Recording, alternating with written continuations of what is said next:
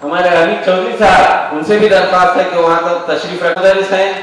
हमारे अजीज दोस्त फैज सर नहीं तशरीफ लाए आप भी। इकबाल स्कूल, हमारे फिजर साहब मंसूर स्कूल से हैं, उनका ज्यादा से ज्यादा वक्त आपको मिले, इसलिए उनके दरमियान जाए इस प्रोग्राम में। मैं उम्मीद करता हूं कि वो जल्द से जल्द इस प्रोग्राम में शामिल हो जाए, जारी प्रोग्राम के दरमियान इसमें शामिल हो जाएंगे। ठीक है, आइए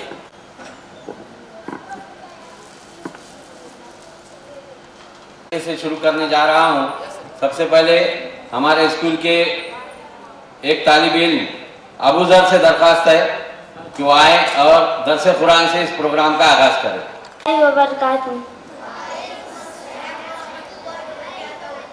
अऊज़ु बिल्लाहि मिनश शैतानिर रजीम। बिस्मिल्लाहिर रहमानिर रहीम।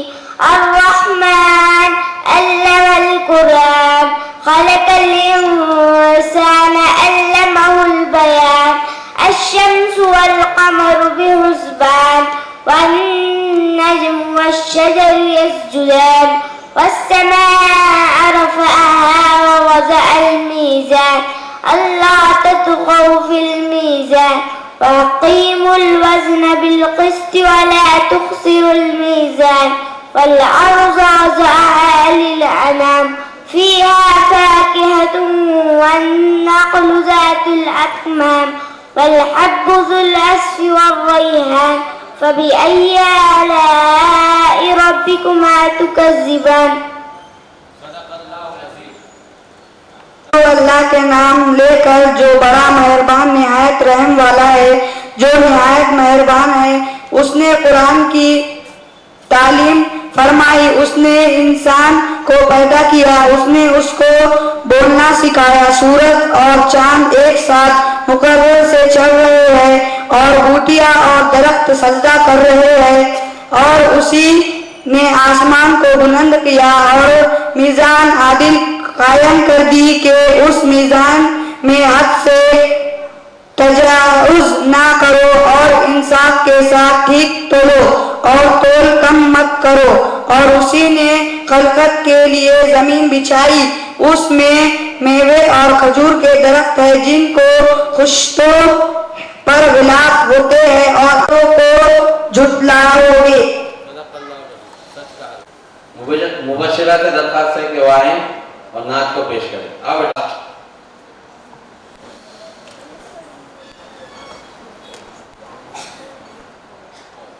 इबादतों की तरह मैं ये काम करती हूँ, इबादतों की तरह मैं ये काम करती हूँ। मेरा उसूल है, मैं सबसे पहले सलाम करती हूँ। अस्सलामु अलैकुम व रहमतुल्लाहि व बरकातुहू।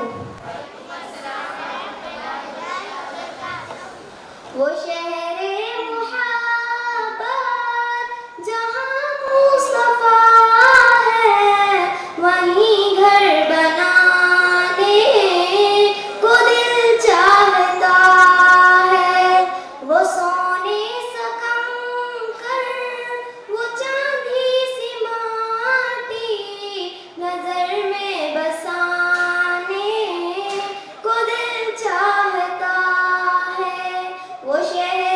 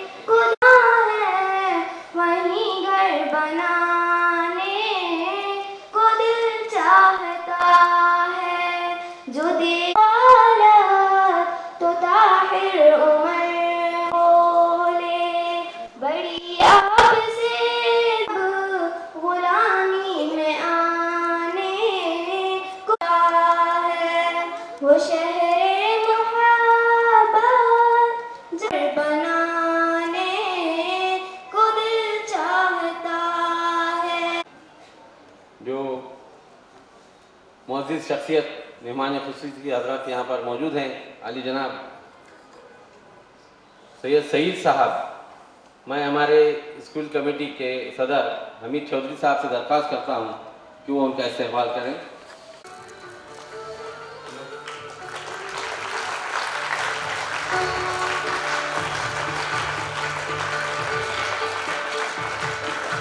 इधर आ।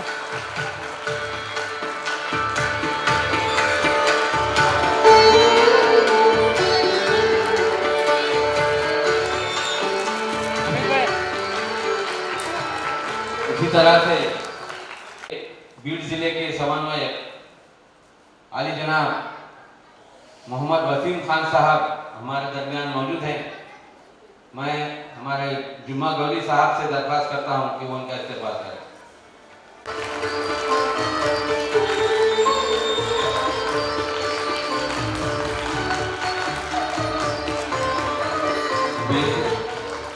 बेसिक केंद्र के केंद्र प्रमुख आदरणीय मानिक रावजी साहब, हमारे नसीर सर से दरख्वास्त करता हूं कि वो उनका इस्तेमाल करें। स्कूल से हेडमास्टर और उनके रिप्रेजेंटेटिव भी यहाँ मौजूद हैं। एक रिप्रेजेंटेटिव के तहत मैं हमारे इकबाल स्कूल के रिप्रेजेंटेटिव ऐसे मुजाहिद सर भी वहाँ रिप्रेजेंटेटिव के तौर पर यहाँ तशरीफ फरमा है, तो उनका इस्तेमाल नसीर सर आप ही कीजिए। सदर मुदर्रिस मेराज सर यहाँ पर हैं। मैं हमारे जाफर सर से दरख्वास्त करता हूँ, वो हमारी टीम के हैं जिला परिषद के, तो आपसे दरख्वास्त है कि मेराज सर मौजूद हैं।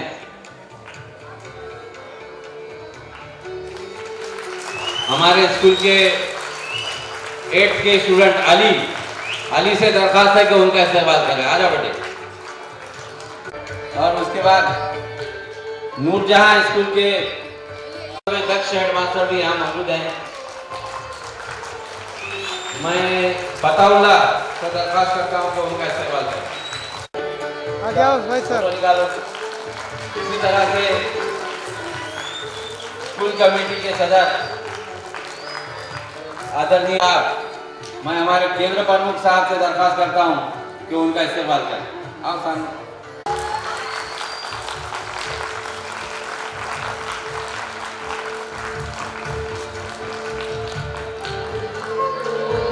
हमारे दूसरे सीनियर शाले समिति के मेंबर जुम्मा भाई भी गौजी साहब यहाँ पर मौजूद हैं।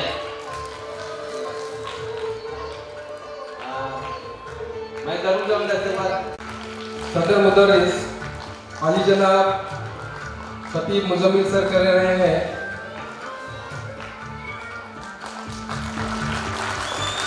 जोरदार तालियों से उनका इस्तेमाल किया जाए। साईगांव कन्या साईगांव के हेडमास्टर साहब जाफर साहब भी यहाँ मौजूद हैं। नसीर सर से दरख्वास्त।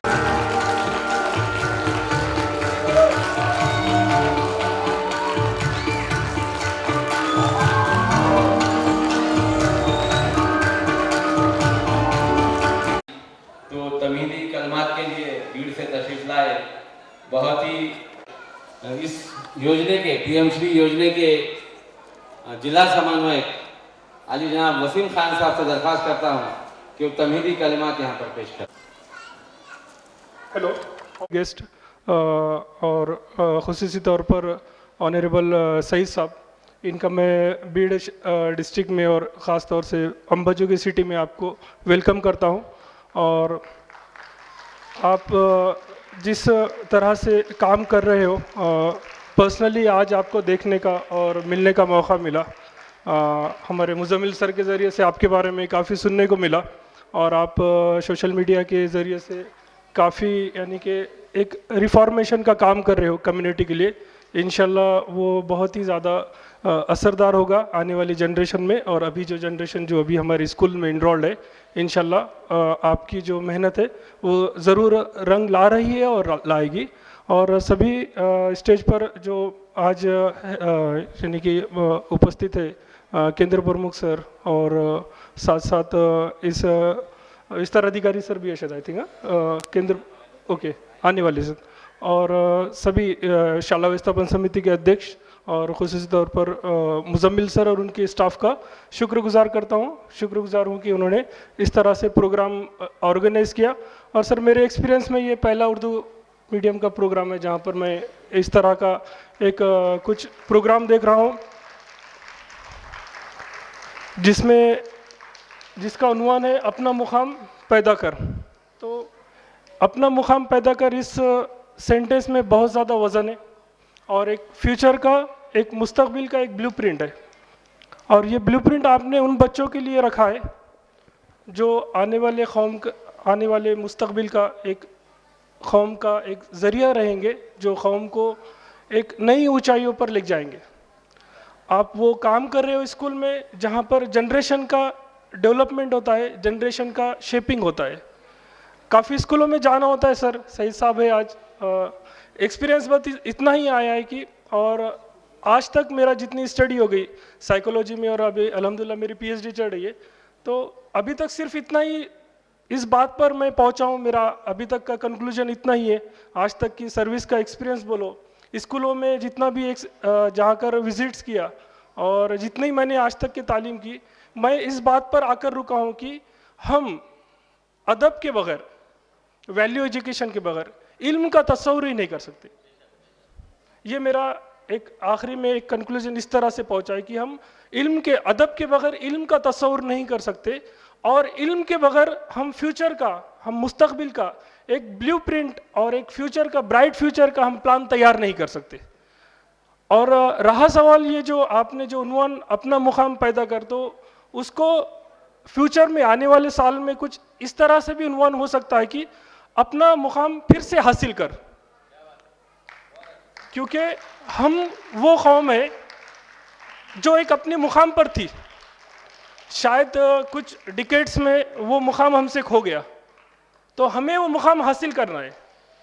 हम उस तरह से इस कौम के साथ इंसाफ नहीं कर पाए, जस्टिफिकेशन नहीं कर पाए। हमारा जो जनरेशन है, लास्ट 2, 20, 30, 40 या 50 साल की जो जनरेशन है, हमने वो मुकाम खोया है।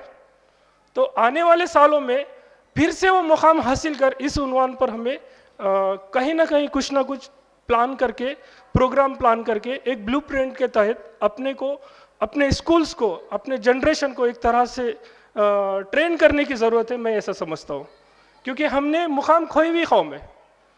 और कौम यानी कि भीड़ में कब तब्दील होती है?